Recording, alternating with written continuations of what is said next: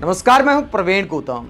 NDA की meeting में एक बार फिर नेता चुने जाने के बाद पीएम मोदी ने अपने भाषण में विपक्षी दलों का मजाक उड़ाया तो कांग्रेस प्रवक्ता पवन खेड़ा ने जवाब दिया है। पवन खेड़ा ने कहा कि पीएम मोदी को ऐसा भाषण शोभा नहीं देता। लगता है कि कम सीट मिलने की सारी खींच अपने भाषण में निकाल दी। पीएम मोदी को जवाब देते हुए पवन खेड़ा क्या कहते हैं, जरा सुनिए। अयोध्या में क्या हुआ? 50-50 कोस दूर एक भी सीट नहीं जीत पाए। ना केवल अयोध्या, अगल बगल की तमाम सीटों पर करारा जवाब मिला। आप सुबह से शाम तक देखिए कैसे गालियां दे रहे हैं ये अयोध्या वासियों को, राम भक्तों को।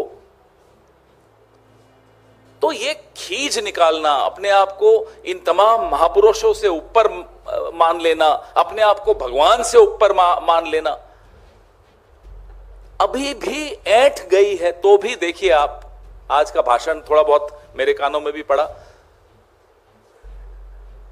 इतना अटपटा भाषण, खींच इतनी ज्यादा, झेप नहीं मिटा पा रहे।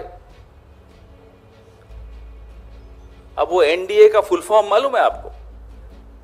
नायडू डिपेंडेंट अलायंस या नीतीश डिपेंडेंट अलायंस। पिछले 10 साल में कितनी बार एनडीए का नाम लिया, कभी आपने सुना? गिनो। चलो आज मैं आप सबको होमवर्क देता हूं, मैं अपने आप को भी होमवर्क देता हूं। जितना पिछले 10 साल में एनडीए का नाम नहीं लिया, आज कितने घंटे का भाषण था? 1 घंटे का, तो उससे कम तो बोलते नहीं। 1 घंटे में कितनी बार नाम ले लिया एनडीए का? 1.5 घंटा चलिए, आपने होमवर्क करना शुरू कर दिया। 1.5 घंटे के भाषण में एनडीए का नाम कितना ज्यादा लिया गया। पहले था एक अकेला सब पर भारी, मोदी की गारंटी। अब बीजेपी की भी गारंटी नहीं, अब एनडीए की गारंटी आ गई। वैसे एनडीए वाले जो दोनों हमारे साथी हैं, ये भी जानते हैं इस आदमी की गारंटी पे कोई भरोसा नहीं करता, वो लोग भी नहीं करते। पवन खेड़ा कहते हैं कि पीएम मोदी को अपने भाषण में इस तरह विपक्ष का मजाक नहीं उड़ाना चाहिए था और जीत को लेकर ऐसा अभिमान नहीं होना चाहिए था। जबकि अयोध्या में जिस राम मंदिर को लेकर पीएम मोदी ने राजनीति की, तो अयोध्या सहित आसपास की भी सारी सीटें बीजेपी हार गई। ये आईना दिखाते हैं पवन खेड़ा पीएम मोदी को। जहां जिस राज्य से प्रधानमंत्री चुनाव लड़ते हैं वहां मुखी खानी पड़ी इस नतीजे के बाद, जहां प्रधानमंत्री का विनिंग मार्जिन 1.5 लाख और किशोरीलाल शर्मा जी का 1,66,000, उसके बाद भी अगर यही राग अलाप रहे तो साहब ये सुधरे नहीं है। अभी तो पहला डोज मिला था इन्हें जनता द्वारा, ये तो वैक्सीन का पहला शॉट है। 2 शॉट और 1 बूस्टर डोज, अभी 2 बचे हैं। ये पूरी ऐंठ ये जनता निकालेगी। भारतीय जनता पार्टी के 2009 के अध्यक्ष लालकृष्ण आडवाणी जी, जीवीएल नरसिम्हा जी, तमाम भारतीय जनता पार्टी, अरुण जेटली जी, सुषमा स्वराज जी, मुरली मनोहर जोशी जी, तमाम लोग 2009 में ईवीएम पे सवाल उठाते थे। हमने क्या कहा? आप सवाल मत उठाओ। हमने भी, चुनाव आयोग ने भी, सबने सवालों के जहां तक हो सकता था जवाब दिए।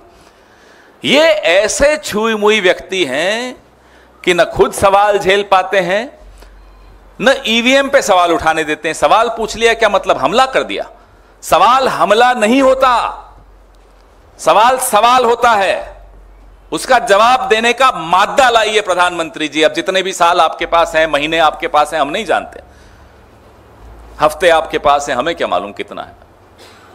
लेकिन जितना भी समय अब आपके पास बचा है, एक आदत डाल दीजिए कि ये देश सवाल पूछेगा, देश का विपक्ष सवाल पूछेगा, देश का मीडिया सवाल पूछेगा और उसका जवाब देना पड़ेगा। ये हमला नहीं है, सवाल है।